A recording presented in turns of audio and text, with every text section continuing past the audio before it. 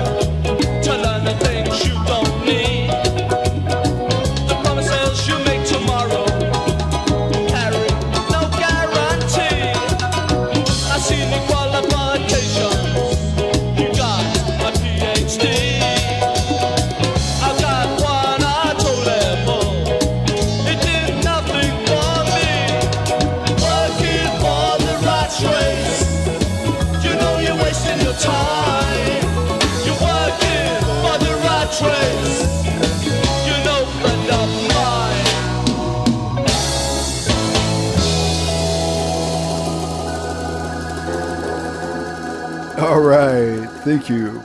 The specials, Rat Race. So if you want to catch up with the narrative here and the sources, I like to have reliable sources, and I like to be able to cite them very easily. So in memory of that wonderful song, Rat Race by the Specials, all you have to do is go to disruptarian.com/rat race, all one word, all lowercase. So disruptarian.com/rat race. And so we're going to talk about, the heights and the lows of this cryptocurrency craze. Three, I'm sorry. Yeah, I guess it was about 3 years ago. The cryptocurrency any given point 3 years ago was not worth any more than 3 digits, like under $999 that whole time. Now it's worth almost 4,000. It's worth 3,975 roughly.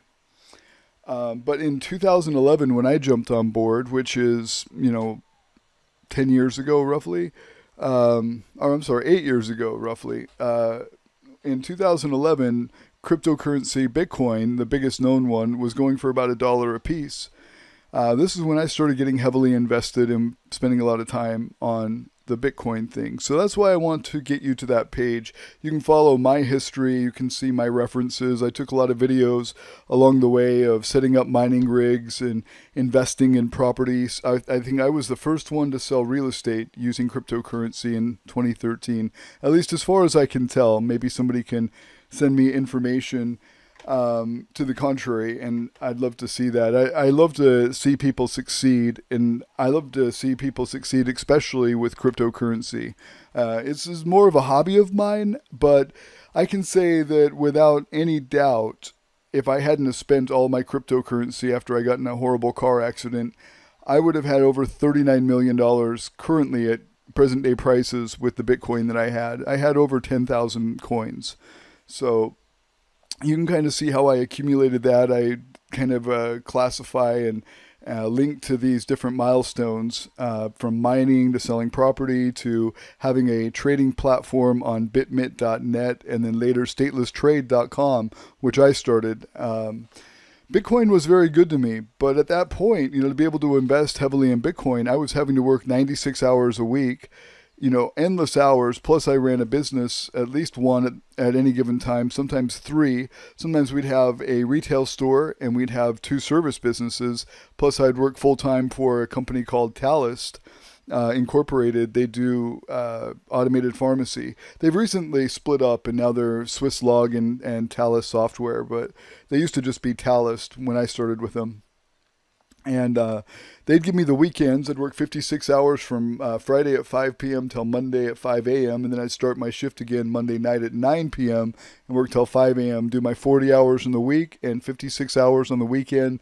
Then we'd run a retail store. We'd invest in properties. We had a pretty successful property investment company, which, like I said, I believe I was one of the first ones to operate a real estate transaction with cryptocurrency over eBay.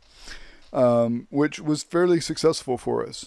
But, I've always tried to help. Like, instead of just hoarding those little secrets in life, I've always tried to reach out and help people with my knowledge. If I have knowledge and I feel it's successful for me, I want other people to be able to duplicate that or improve on it, and see it go further.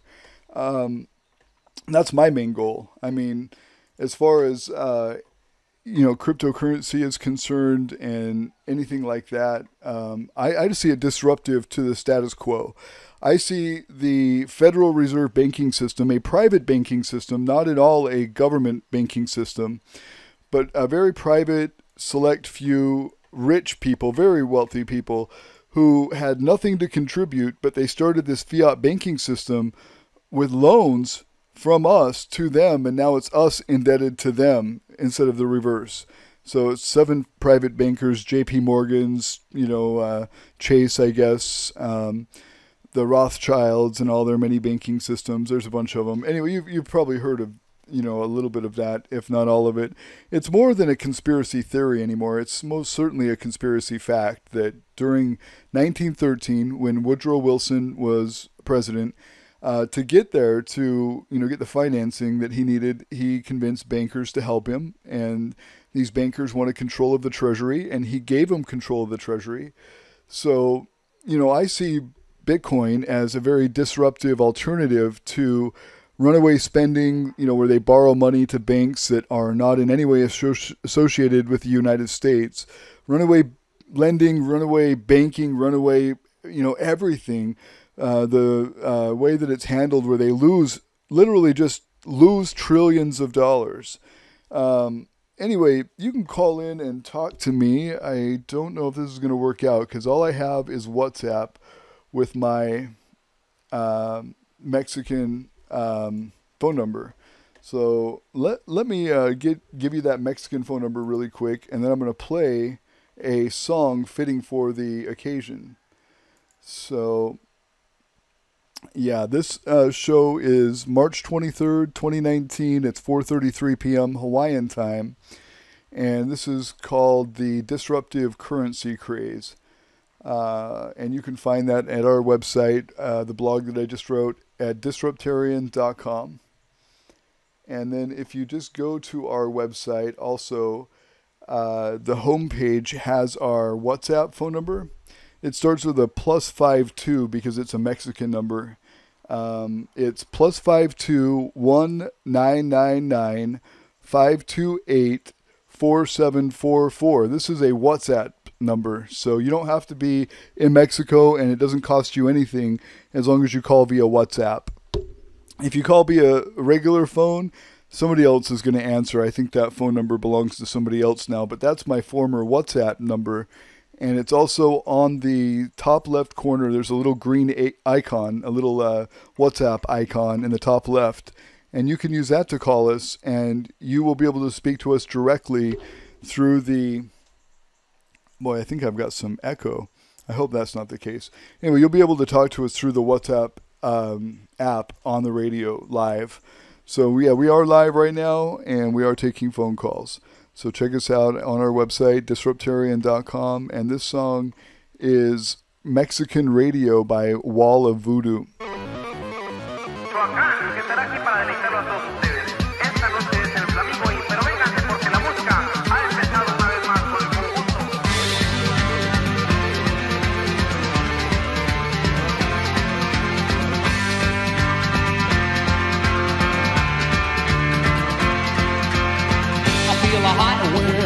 My shoulder and the touch of the world that is older. I turn the switch and check the number. I leave it on when in bed I slumber. I hear the rhythms of the music. I buy the product and never use it. I hear the talking of the DJ. Can't understand just what does he say. I'm on a Mexican radio. I'm on a Mexican radio.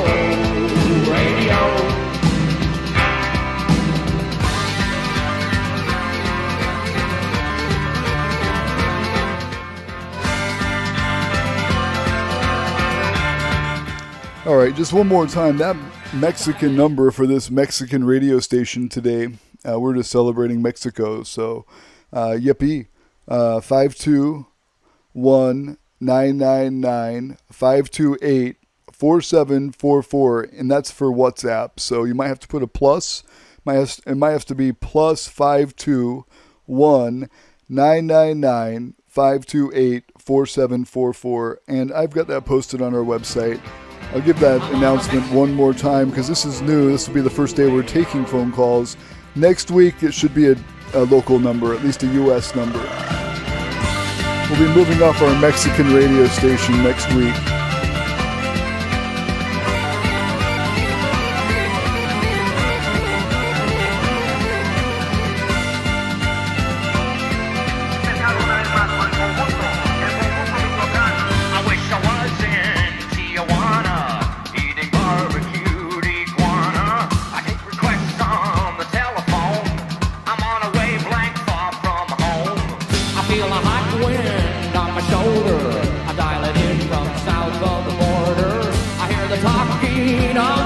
Can't understand just what does he say.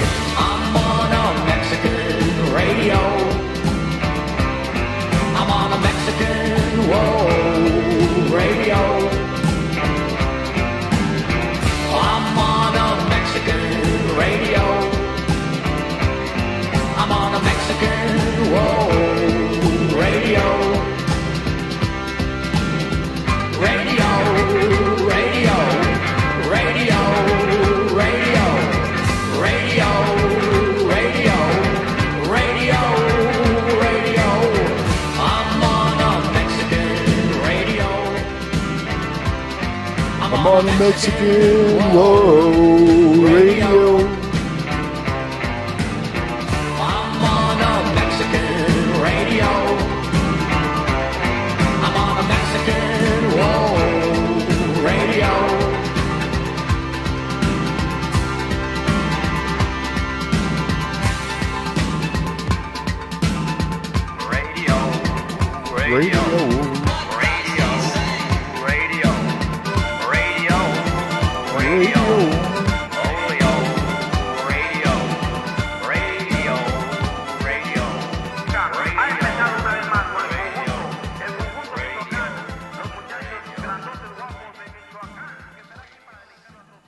All right, having a little fun with that one. So, yeah, the value of Bitcoin is deep.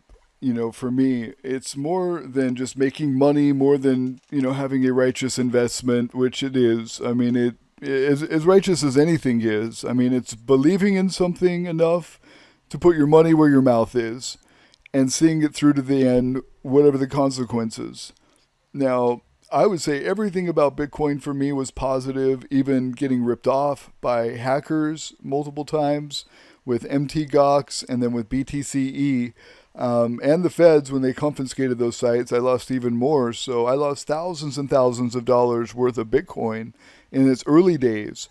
But so what I'm saying is when I look at back and I accumulate all of what I could have had with Bitcoin, if I wouldn't have spent any or lost any, if I would have just accumulated and that's it, I would have had well over $200 million right this minute.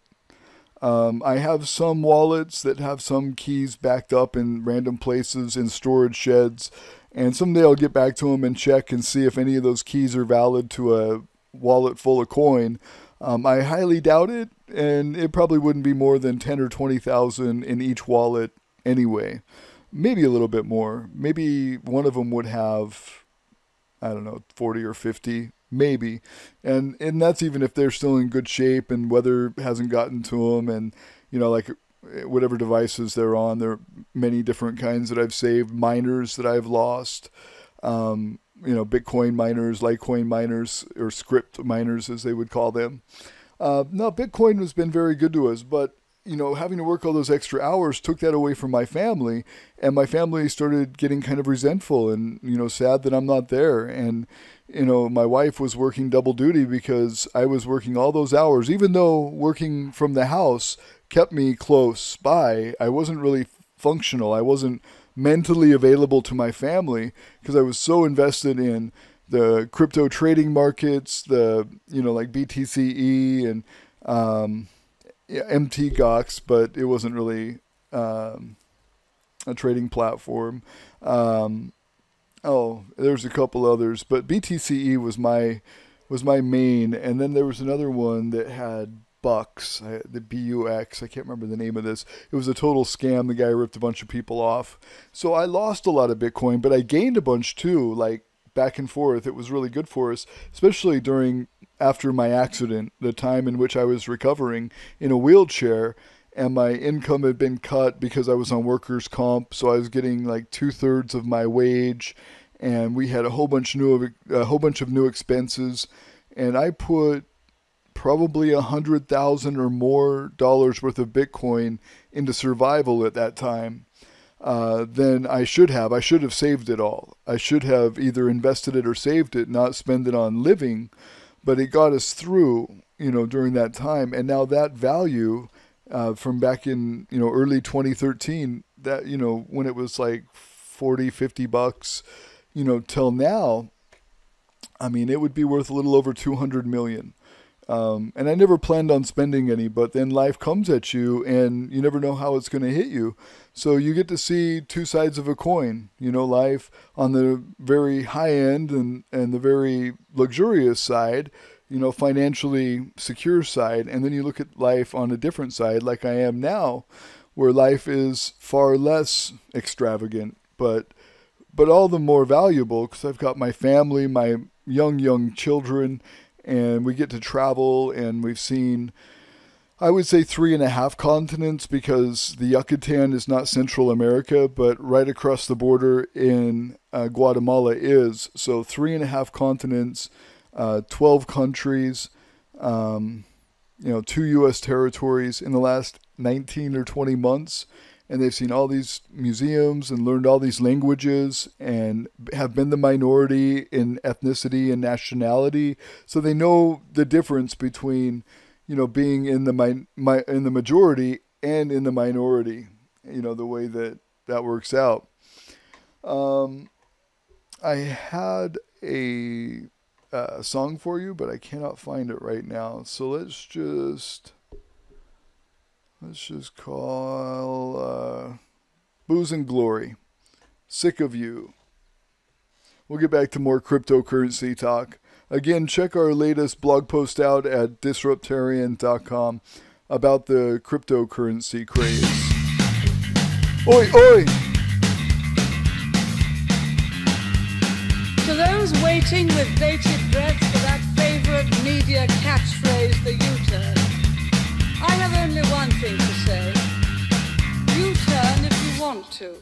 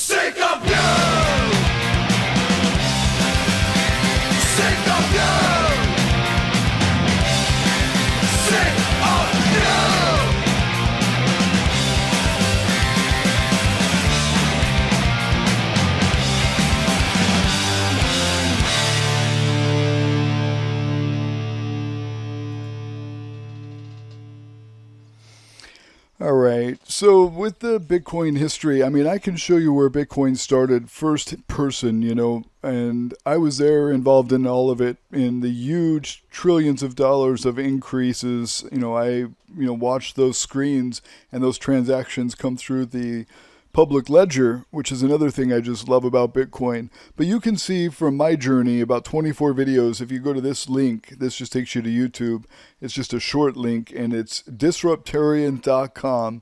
And this is all lowercase, all one word. So disruptarian.com/Bitcoin history. And that'll take you to, me setting up new rigs, me building my own Bitcoin miners, me programming for Bitcoin servers, and all kinds of Bitcoin trading and automatic trading bots and faucets and all that. So recently I blew up at a classmate from a class reunion, 20-year class reunion.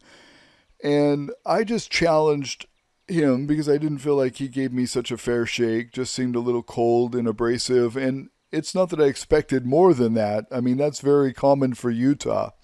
You can read a lot about my point of view from Utah at utahpirateradio.com. I've wrote a lot at Utah Pirate Radio, but I also have behindzioncurtain.com, all one word, no THE, just behindzioncurtain.com. And, it's kind of cold and abrasive. People seem to feel very confident and secure with everything that they've left in their legacy by simply donating to a church which gives very little of what they take in back to charity. It's less than 0.1%. And I wrote about that at utahpirateradio.com, where Elder, what's his name, one of the apostles talked about how the church has consistently donated about $40 million a year to charitable purposes, which usually, as far as I understand it, lead back into the church through their church welfare system or other things. So it kind of works in a circular way. But they're worth more than $40 billion. So if they give $40 million away in charitable purposes, and that's what they're proud of, and they're worth over $40 billion, and this has been recently exposed by Mormon Leaks. I believe it's mormonleaks.org on the internet. But so they have 40 billion, probably more like 50 billion, but what they've been able to discover.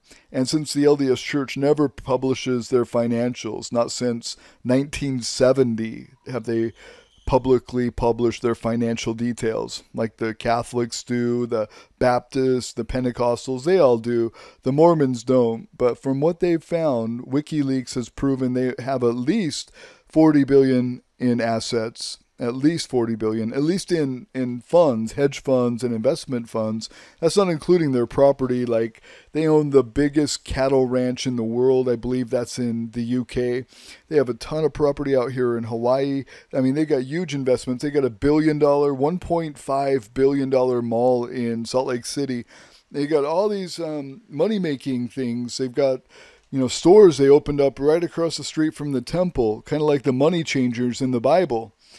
But what they give out, now that we know, and after a couple of court cases about sex abuse and awards to the victims, now we kind of know what the LDS Church is worth. That all came out in the mid-1990s, that they were worth so much. They were taking in so many billions a year in tithing. And that now we know, according to, I'm going to find that.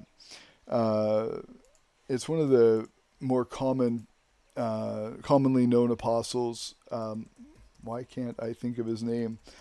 I don't pay attention to this a lot now that I've left Utah.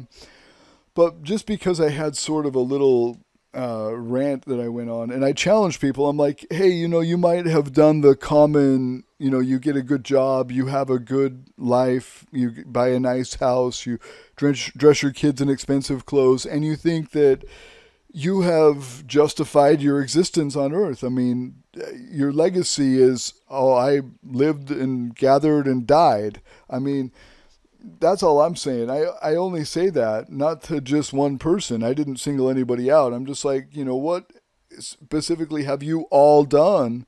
What is your legacy? Like, instead of just doing the common gather, and, step over other people and cast other people aside to get what you want in life. I mean, after that, have you at least given back after that? And I'm not talking about charity to a church that gives 0.1% of its income to charity. I'm not talking about that. Mormon church membership fees, or tithing as they call it, doesn't count. And as in any stretch of the word, that is the least charitable thing I've ever seen. I see people give a homeless guy a quarter on the street, and that's probably a heck of a lot more of their total net worth than what 40 million is to the LDS Church, who has billions and billions, tens of billions. tens and tens and tens of billions of dollars. And they're money changing right in front of the temple, just like the money changers did when Jesus knocked over their tables and cast a whip at them. So, I was gonna find the fella who said this. Yeah, so if you go to this link, disruptarian.com/40 million, this is where Elder Dallin Oaks brags about how the LDS Church donates 0.1% of its wealth to charitable causes every year. The post you can find that on is the suicide train. It's on utahpirateradio.com. And it's just one of the last posts called the suicide train.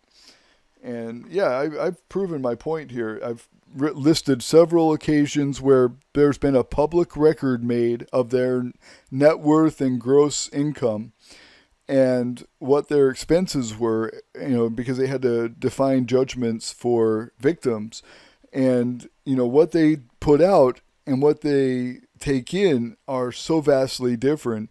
It's one of the least charitable organizations I have ever came across in my life. So I kind of blew up and I'm just like, so what do you give back? What do you try to do to improve society?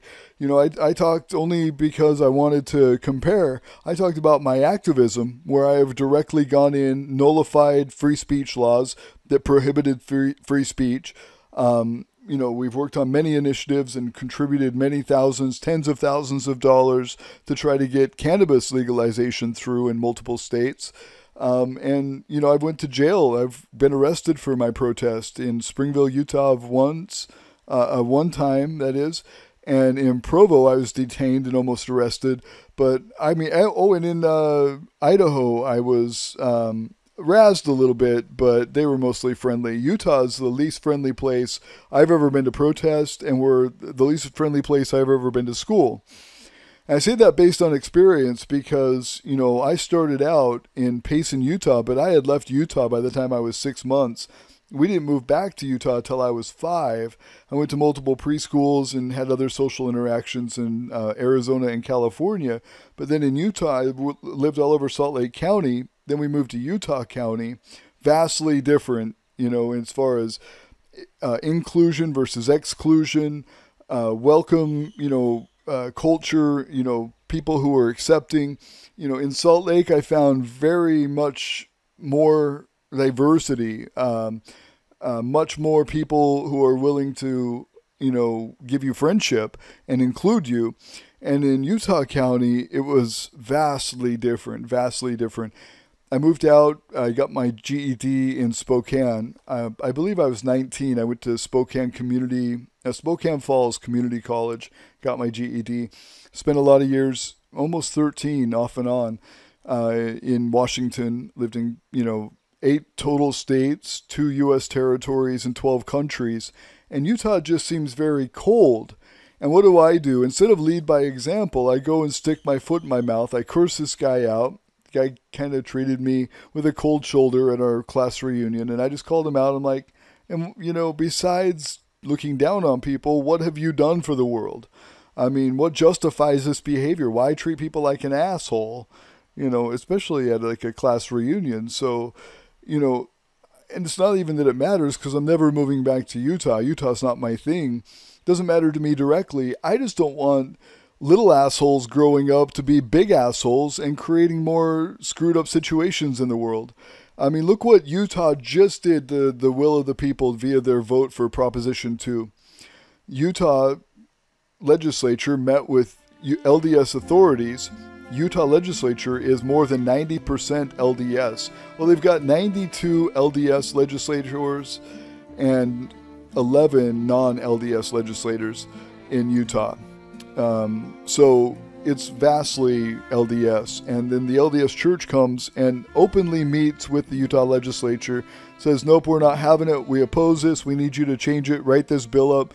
They did. The governor signed it. They passed a nullification bill on medical marijuana in Utah because they insisted that a licensed pharmacist, licensed by the DEA, licensed by the state, licensed by probably the medical board or pharmaceutical board or whatever board, but they've got all these licenses. Some of them tie into federal licensing, and they're saying that these people are the ones that need to distribute a federally illegal substance. They went to school, they got licensed, they passed background checks, they did all this, they've got tons of debt, and they're going to go and risk their license to distribute a federally illegal substance. So, I mean, in some ways, maybe the LDS Church is forcing the government's hand and saying, okay, we've done this, now you need to do this so that we're not breaking federal law.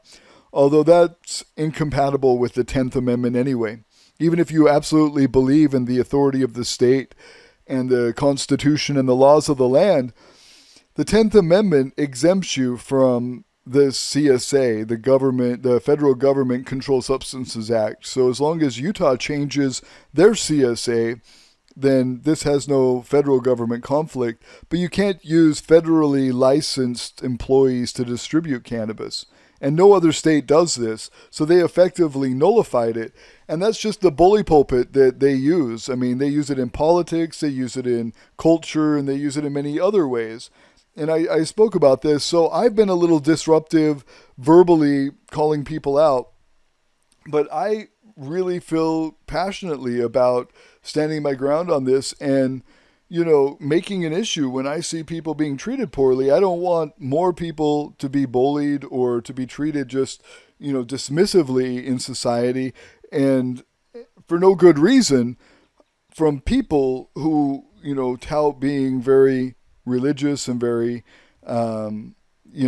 charitable and sympathetic and Christ-like.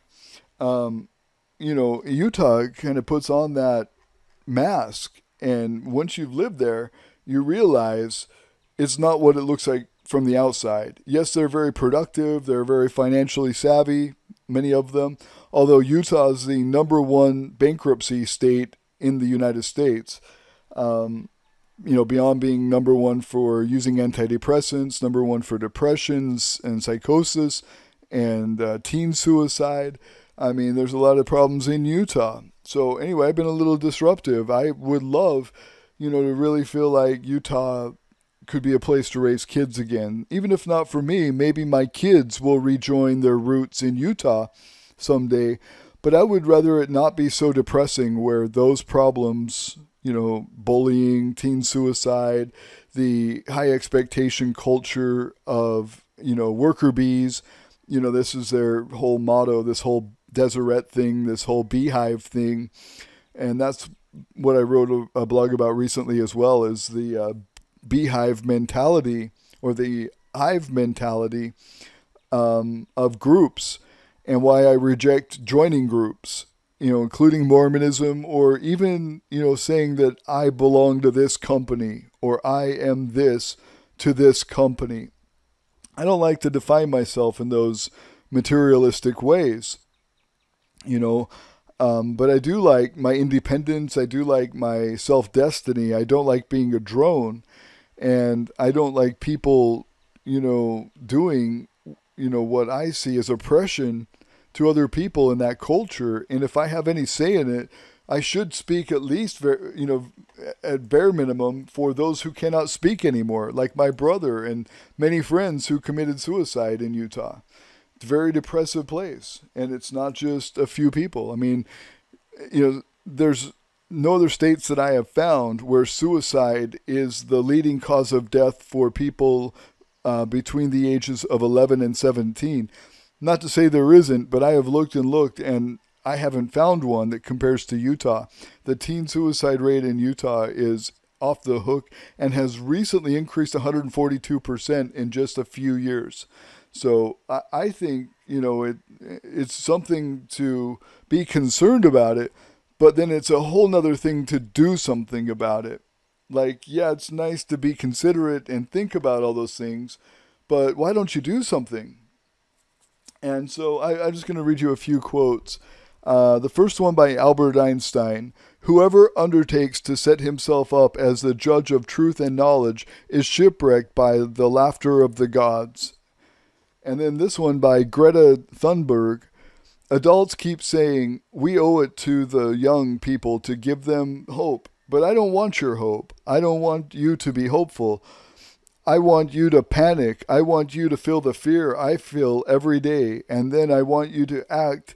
I want you to act as if though your house is on fire, because it is. I just love that. I'm going to read that and try to read that better. Adults keep saying, we owe it to the young people to give them hope. But I don't want your hope. I don't want you to be hopeful. I want you to panic. I want you to feel the fear I feel every day. And then I want you to act. I want you to act as if your house is on fire, because it is. Greta Thunberg. Nothing's going to change if everybody's in their comfort zone, their safe space. I mean, you got to disrupt things. That's why I run this radio show called Disruptarian Radio.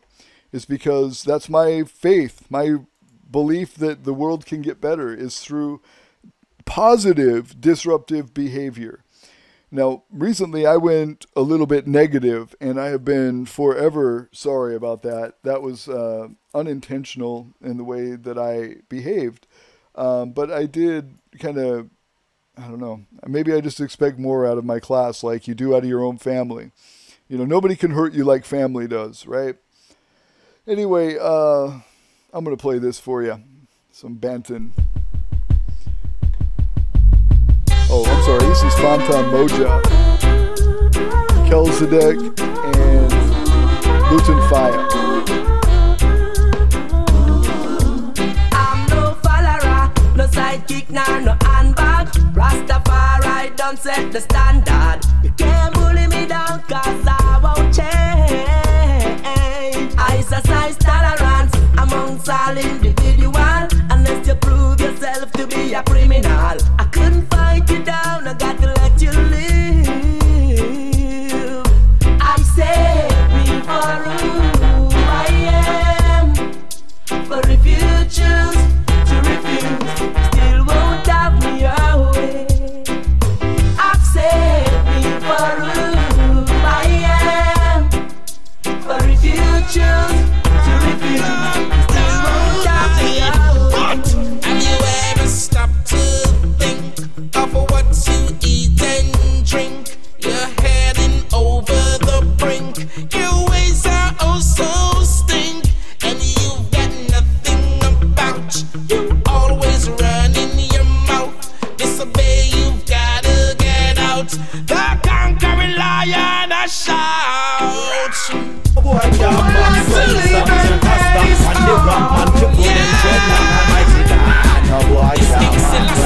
know them tumble and fall.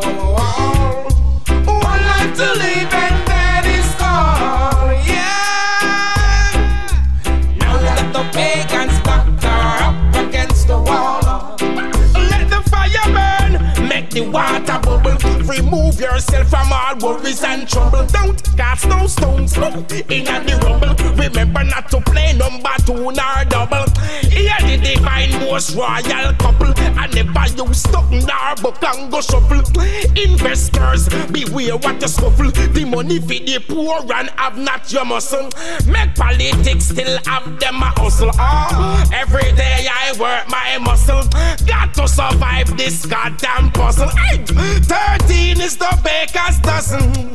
One life to live and that is all, yeah. This Marcus Garvey and all the wicked men fall.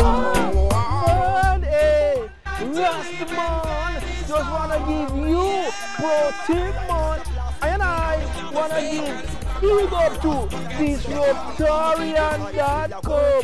Yeah, man, and to let you know that Disruptarian radio show is gonna be Miss the better now, Rasta you know come your surface too blow. And I work with the betterment, yo.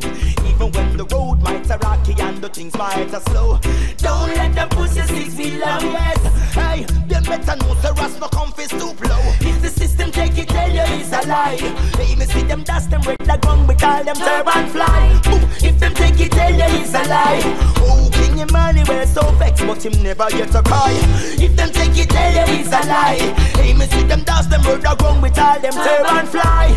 If them take it, tell you it's a lie. Yes, I wonder why them full of promises and some pipe. Yes, come watch them out, cause them a big time can artist, Anna. Them say them clever, but me say them are not smartest, Anna. Mouth full of things, some big, no bust them like tomatoes. Can't give me no water for carry in a basket.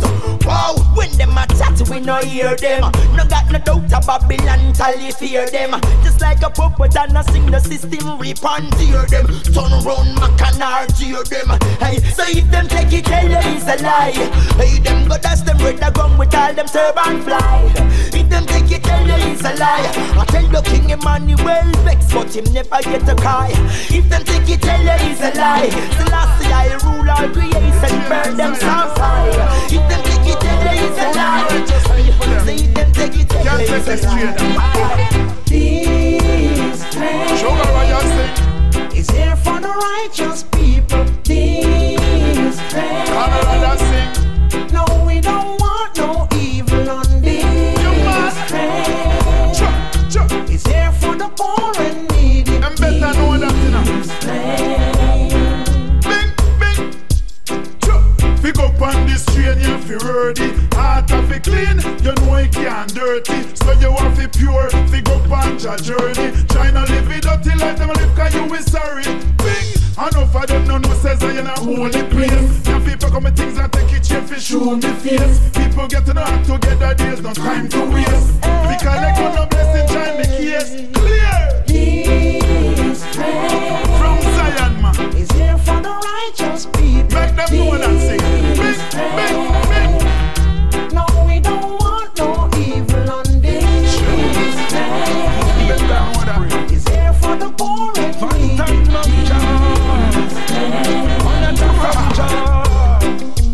So many problems in the world.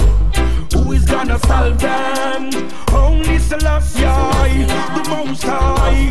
Him alone, yes, can solve them. So many problems in the world. Who is gonna solve them? Only Selassie, the Most High. Him alone, yes, can solve them. So what are the guns and the bombs and the nuclear fire? The future generation, them a build be a war. The eagle and the dragon and the bear, them a bar. Them a fly to a Jupiter and fly to a Mars. Destruction, yes, what them searching for. None of them can stop the 7-point star. King Selassie, wow, the real top and R. Get this in your head, ya star. So many problems in the world.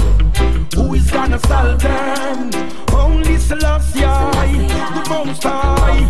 And him alone, yes, can solve them. So many problems in the world. Who is gonna solve them? Only Selassie, the Most High. Him alone, yes, can solve them. Wow, they're trying their best to control the universe. John Pope at the second, Rastafari at the first. Lightning and thunder, volcano a go burst. The king a go forward, Babylon them a reverse. What them a go say no, what them a go do no. Push come to shove and we a watch them a go down. Now is the time them better free my people from the shackles and chains. Set them free. Under evil. So many problems in the world. Who is gonna solve them? Only Selassie, the Most High. Him alone, yes, can solve them. So many problems in the world. Who is gonna solve them? Only Selassie, the Most High. Alright, so I want to talk about where I went wrong recently in expecting change, or at least in demanding change, and trying to, discuss people's bad behavior. Now, I am fine with rebuke. I understand rebuke, and I understand how necessary it is for growth of the human heart, the human soul, human consciousness. Rebuke is good. It's like sharpening your sword against a stone. I mean, sometimes there needs to be friction. And I get that rebuke is often friction. So I'm not against rebuke for me, and I'm also, not totally against rebuking other people. Although I hesitate to, I really shouldn't sometimes, in the ways that I do. Sometimes I handle it wrong. And so I paid attention to Matthew 18, dealing with the sinning brother, taking two or more witnesses, and somebody who will not repent, offering it to the congregation of sorts. Proverbs 27:5, open rebuke is better than love carefully concealed. So after losing a lot of friends to suicide and other, depressive issues in Utah, and how much of an epidemic it's become, I just couldn't keep silent anymore, and I lipped off. And I paid attention to those other scriptures, but the one that I forgot was 1 Corinthians 13, verse 4 through 7. So chapter 13, verse 4 through 7 of 1 Corinthians. So love is patient. And so what does that mean? This kind of patient love bears with offenses and is slow to repay or punish those who offend. However, it does not imply indifference, which would ignore an offense. Patient love is often used to describe God. 2 Peter 3, verse 9. Love is kind. Kindness is similar to patience, but refers to how we treat others. It especially implies a love that reacts with a goodness towards those who have been ill-treated. This kind of love may take the form of a gentle rebuke when careful discipline is needed. And that's where I screwed up. I was not careful. I did use some pretty harsh words. I should have remembered this scripture. Really, that's what studying the scriptures does for me, is helps me behave like Christ, or at least gives me good direction to follow, the path of being good and kind to people and just doing his will. Love does not envy. This kind of love appreciates and rejoices when others are blessed with good things and does not allow jealousy and resentment to take root. This love is not displeased when others experience success. Yeah, I could look at that one more too. Love does not boast. The word boast here means bragging without foundation. This kind of love does not exalt itself over others. It recognizes that our achievements are not based on our own abilities or worthiness. I can definitely recognize that. I have always said that I've accomplished something small, not yet large, then I'm standing on the shoulder of giants. A lot of things came before us that achieved great feats that we're just using as tools, to get further. But it's not all our own doing, and we have to be sure we are aware of that. Love is not proud. This love is not overly self-confident or insubordinate to God and others. It is not characterized by a sense of self-importance or arrogance. Love is not rude. This kind of love cares about others, their customs, likes, and dislikes. It respects the concerns of others even while they are different from our own. It would never act dishonorably or disgrace another person. And see, this is where I went wrong, is love is not rude. I left this post up. I could have deleted it, but, after I apologized and, after I had, acted in a non-Christ-like way, I wanted this to kind of be a lesson like, yes, I'm wrong. Other people definitely see that too. Here's the way to not act like an asshole. Sorry. This is how to not act like an asshole. Don't act like me during this conversation. That was wrong. Love keeps no record of wrongs. This kind of love offers forgiveness even when offenses are repeated many times. It is a love that doesn't keep track of every wrong thing that people do and hold it against them. That's another place where I went wrong. And that's what I said in my apology, is that, I could have squashed this a long time ago. It happened to be another tragic death that triggered this in me, this response. But I could have squashed this a long time ago. And it, teaches me to not allow there to be static, to squash things right away, not to hang on to something for a few years, which is what I did. Love is not self-seeking. This kind of love puts the good of others before our own good. It places God first in our lives above our own ambitions. This love does not insist on getting its own way. Love is not easily angered. Like the characteristics of patience, this kind of love does not rush towards anger when others do us wrong. See, there's where I'm not trying to be easily angered. So, like the characteristics of patience, this kind of love does not rush toward anger when others do us wrong. This love does not hold a selfish concern for one's own rights. Sorry, I really need something to drink. It's hard for me to keep reading this. I'm not going to read the little subsections. I'm just going to read the next two phrases, or 3 or 4 phrases. Anyway, love does not delight in evil, but rejoices with truth. Love always protects. Love always trusts. Love always hopes. Love always preserves. Love never fails.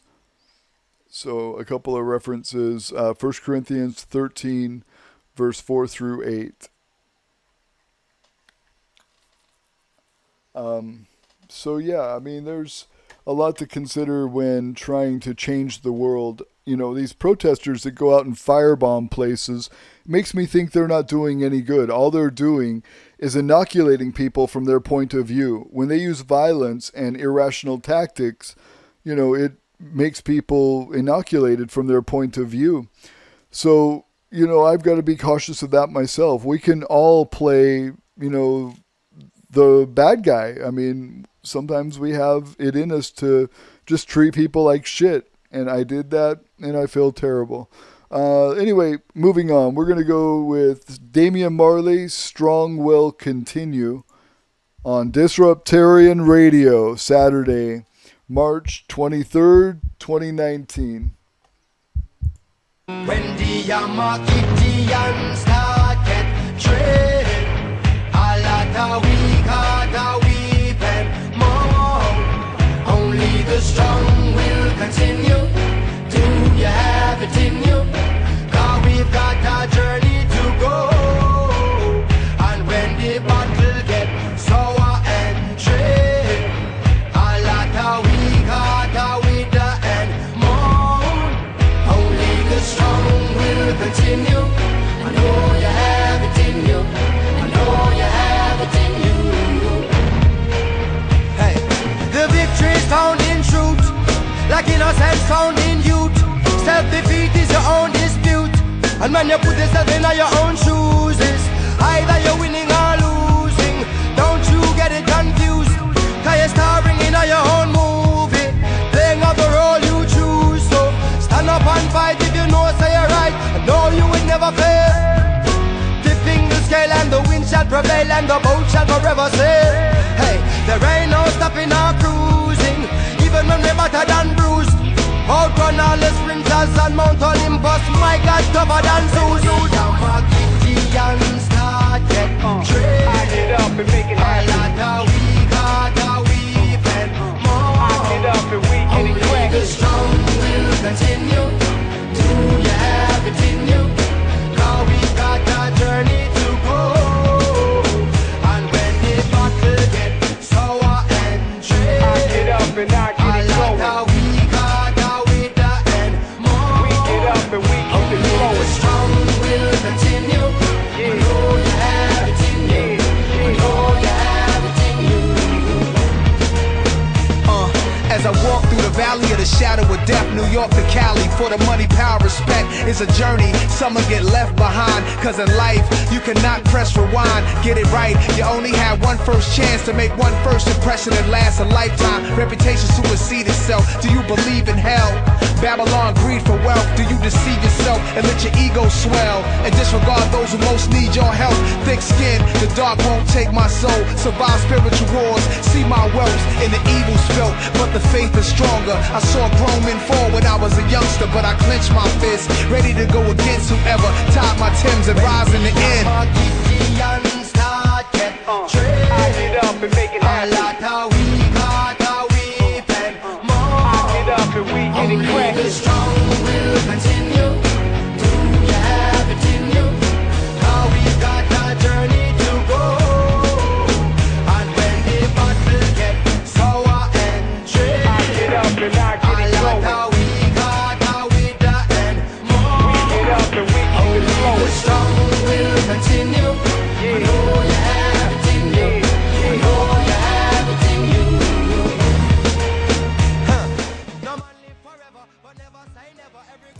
Alright, so just to wrap this up, it's been an hour-long show today, and that's about as far as I go usually.